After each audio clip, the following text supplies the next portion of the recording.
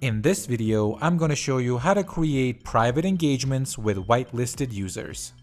When trying to access your public engagements which have authentication enabled, any user will be able to access your poll by signing up and logging in. If you want to prevent this and only allow access to certain users, you can enable private mode on your engagement. Let's try to enable it on this one. Let's edit it. In the engagement settings section, enable engagement privacy. Here we can create a whitelisted set of users who will be the only ones able to access the engagement. We can use an existing whitelist. Since we don't have one now, let's create it. We can name this whitelist, and if you already have your list of participants as a spreadsheet, you can import it as a CSV with this button.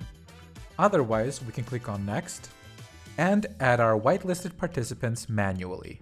You can whitelist users not only by their email, but also using their phone number, whenever you have text message voting enabled on your engagement.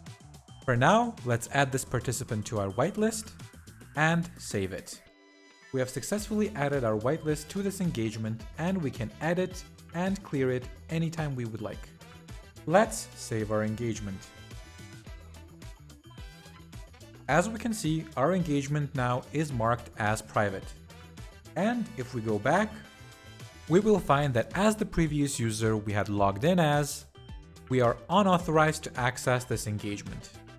And anyone who tries to text message vote on this engagement who is not authorized will receive a reply stating such.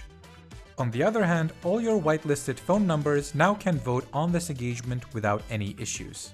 As for your whitelisted emails, you can enable access to them by going inside engagement settings and send an invitation to all your users inside the whitelist.